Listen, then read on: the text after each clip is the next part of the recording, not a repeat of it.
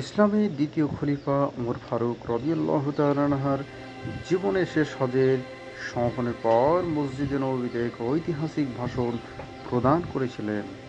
এ সম্পর্কে নিম্নোক্ত কয়েকটি হাদিসও রয়েছে। ইবনু আব্বাস রাদিয়াল্লাহু তাআলা আনহু হতে বর্ণিত, তিনি বলেন, আমি মুহাজ্জিরদেরকে কয়েকজন লোককে পড়াতাম। তাদের মধ্যে আব্দুর রহমান ইবনুল আউফ রাদিয়াল্লাহু তাআলা আনহু ছিলেন অন্যতম। একবার আমি তার মিনার বাড়িতেই ছিলাম।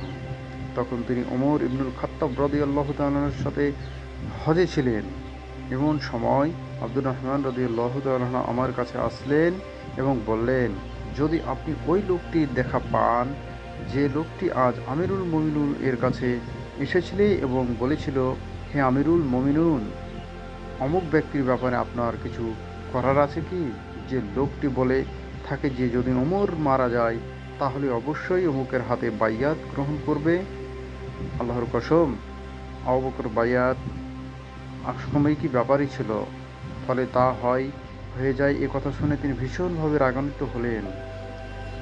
এরপর বললেন, ইনশাআল্লাহ সন্ধ্যায় আমি অবশ্যই লোকদের মধ্যে দাঁড়াবো এবং তাদেরকে ওই লোকদের সাথে থেকে সতর্ক করে দেব যারা তাদের বিষয় দিয়ে আত্মসাৎ করতে চায়।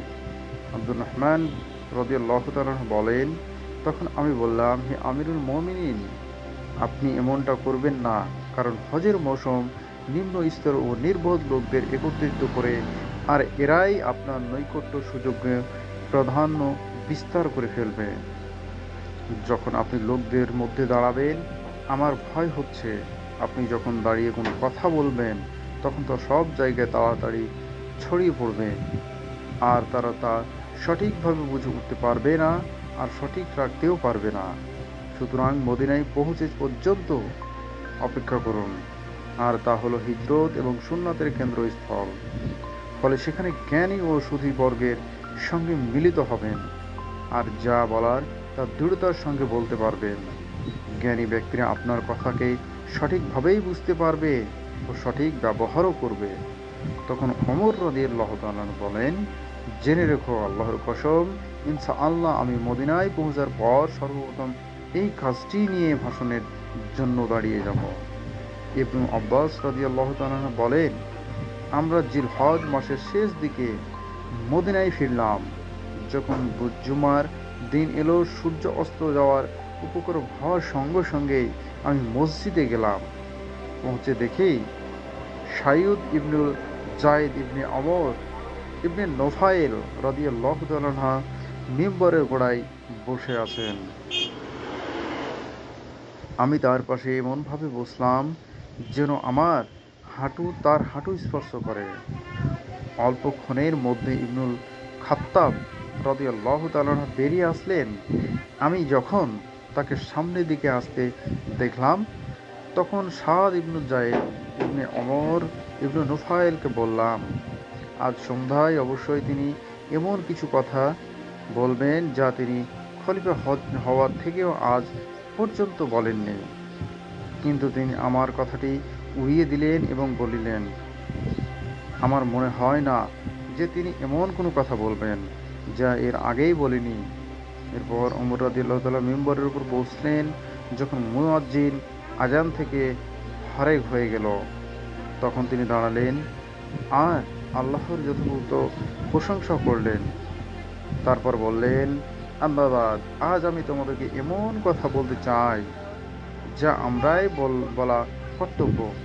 হয়তোবা কথাটি আমার মৃত্যুর নিকটবর্তী সময়ে হচ্ছে, তাই যে ব্যক্তি কথাগুলো ঠিকভাবে বুঝে সংরক্ষণ করবে সে যেন কথাগুলো ওই সব স্থানে পৌঁছে দেয় যেখানে তার সাওয়ারি পৌঁছাবে। আর যে ব্যক্তি কথাগুলো সঠিকভাবে বুঝতে আশঙ্কা বোধ করেছে, আমি তার জন্য আমার উপর মিথ্যা আরোপ করা ঠিক মনে করছি না। নিশ্চয় আল্লাহ মুহাম্মদ সাল্লাল্লাহু আলাইহি সাল্লামকে সত্য সহকারে পাঠিয়েছেন আর তার উপর কিতাব অবতীর্ণ করেছেন, এবং আল্লাহর অবতীর্ণ বিষয়াদি একটি ছিল রজকের আয়াত। আমরা সে আয়াত পড়েছি, বুঝেছি, আয়াত করেছি। আল্লাহ রাসূল সাল্লাল্লাহু আলাইহি সাল্লাম পাথর মেরে হত্যা করেছেন। আমরা তারপরে পাথর মেরে হত্যাও করেছে। আমি আশঙ্কা করছি যে দীর্ঘকাল অতিবাহিত হওয়ার পর কোনো লোক কথা বলে ফেলতে পারে যে আল্লাহর কসম, আমরা আল্লাহর কিতাব পাথর মেরে হত্যার আয়াত পাচ্ছি না। ফলে তারা এমন একটি ফরজ ত্যাগের কারণে পথভ্রষ্ট হবে যা আল্লাহ অবতীর্ণ করেছেন। আল্লাহর কিতাব অনুযায়ী ওই ব্যক্তির ওপর পাথর মেরে হত্যা অবধারিত, যে বিবাহিত হওয়ার পর জেনা করবে, যে পুরুষ হোক বা নারী, যখন সুস্পষ্ট প্রমাণ পাওয়া যাবে অথবা গর্ভ বা স্বীকৃতি পাওয়া যাবে।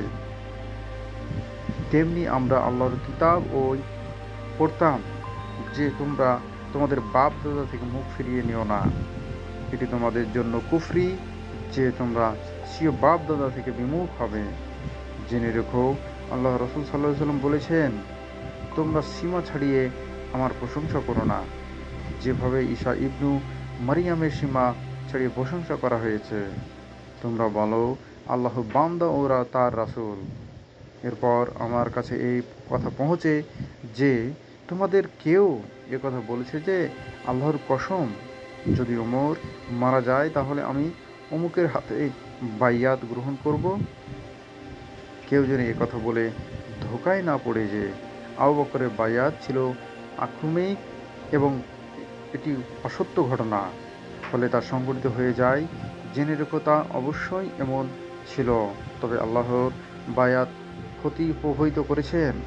সফর করে সওয়ারিগুলোকে ঘাড় ভেঙে যায় এমন স্থান পর্যন্ত মানুষের মাঝে আবু বকরের মতো কে আছে, যে কেউ মুসলমানদের পরামর্শ ছাড়া কোনো লোকের হাতে বাইয়াত গ্রহণ করবে, তার অনুসরণ করা যাবে না, এবং ওই লোকেরও জন্যও না যে তার অনুসরণ করবে, কেননা উভয়ের হত্যার স্বীকার করার আশঙ্কাও রয়েছে।